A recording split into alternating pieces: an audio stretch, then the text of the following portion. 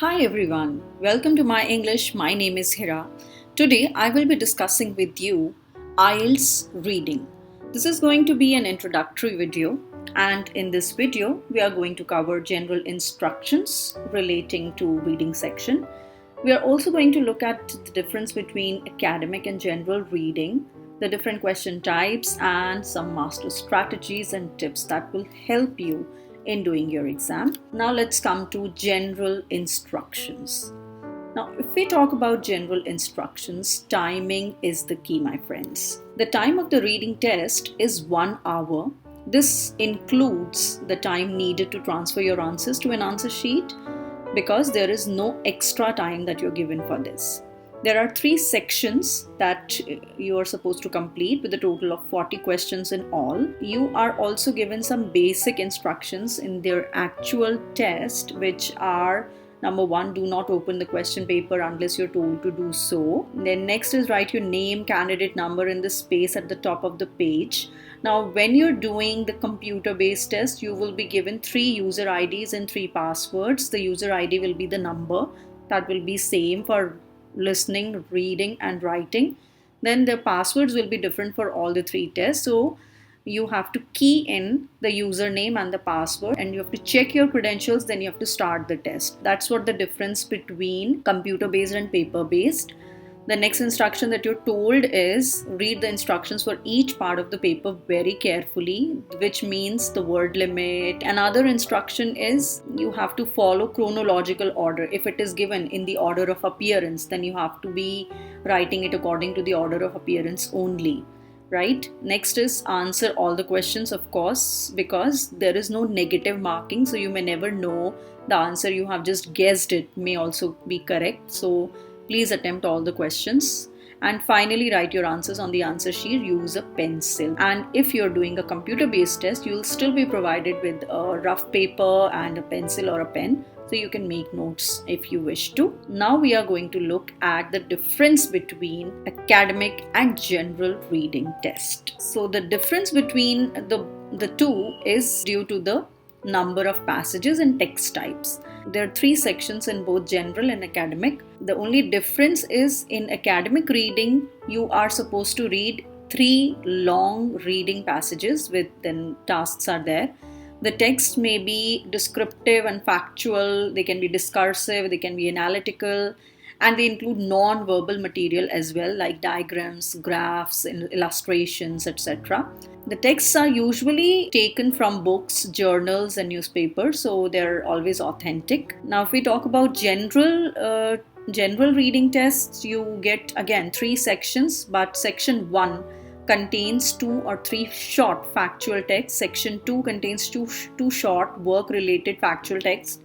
And section 3 contains 1 long text on a topic of general interest. Here again, texts are authentic, but they're comparatively simple. They're taken from company handbooks, official documents, books, newspapers, etc. Now, like I said, the text may contain illustrations, and it's only the academic part which will contain the illustrations, diagrams, or graphs.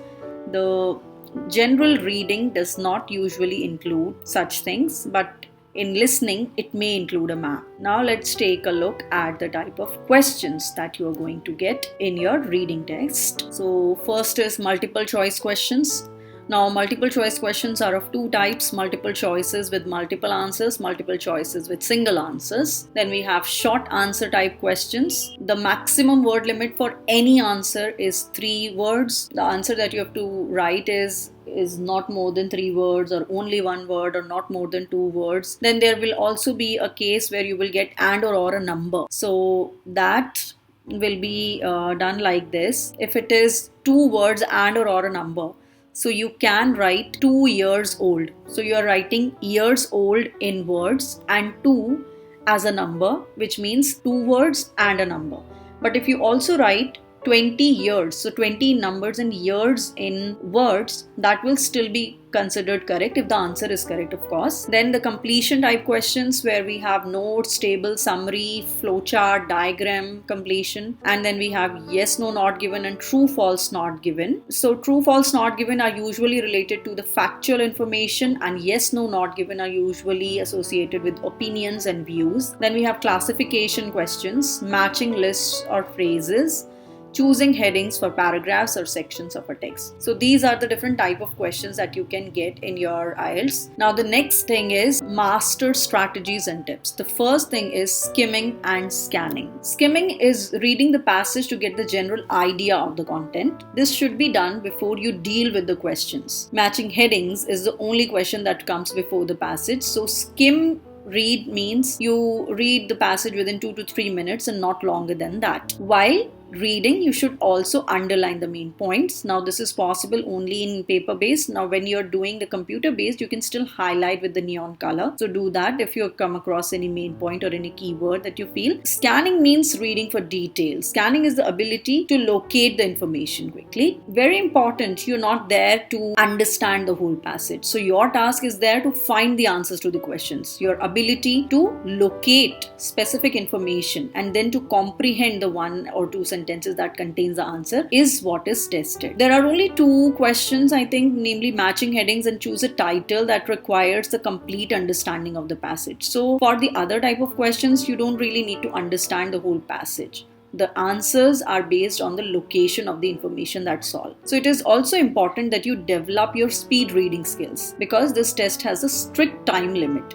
Therefore, your ability to read the passage, comprehend, has more importance and may affect your score as well. So you must be able to scan the passage quickly and locate information. It is also important to enrich your vocabulary. Now, this is an important parameter because it is going to be used in all your modules, be it listening, reading, writing and speaking. So learning vocabulary is very important, and it's not just learning the word meanings of it. It also means usage of correct words, when to use a word, when not to use it, the correct form to be used. What is paraphrasing? Paraphrasing means restating the words in similar set of words. You may use synonyms to express what you're trying to say. So the more complex or more uncommon words you have, the better it is. Then keywords. Each question will have a keyword that will help you to locate your answers. You should be able to identify the keyword and spot the answer quickly. So check whether these keywords can be paraphrased also. Then very important is you predict the answers. Predicting the answer means when you read a particular question, you try and guess what can be a possible answer to it. That also would mean you have understood the question. Now next part is spellings. Spellings, if you write a wrong spelling or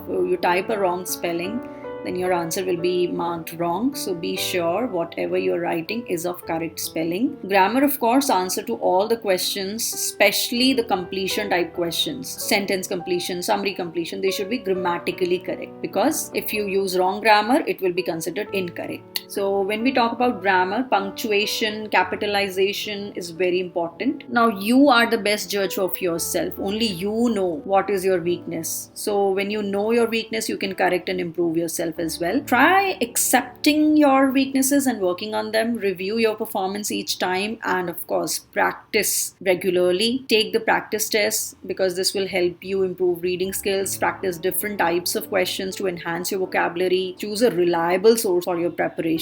Now very important is you set your goals. So the main goal of IELTS is to test your ability to understand and comprehend. You have to skim, underline and watch for the answers. Skim over the passage, start looking for the answers. Don't read each and every word attentively. Underline the main phrases, main keywords, right? Watch your time. Keep in mind that you have to read the given text and answer 40 questions within 60 minutes. Check your spellings. Answer is wrong if you do not spell the words correctly. Maintain the order. Now, unfamiliar words, okay, fine, don't panic. Okay, when you're predicting the answers, make sure that you're crossing out the wrong answers when there are, especially the multiple choice question is there. If you feel that this can never be correct, so cross that out. Now, I may have told you a lot of things. There are a lot of people who tell you many things, but it is you who's going to choose your strategy, your method. So choose the method which is most convenient to you, because by regular practice you'll be able to find the method you should adopt to find the answers quickly. Some people feel that they want to read the passage first, they want to read the question first and then the text.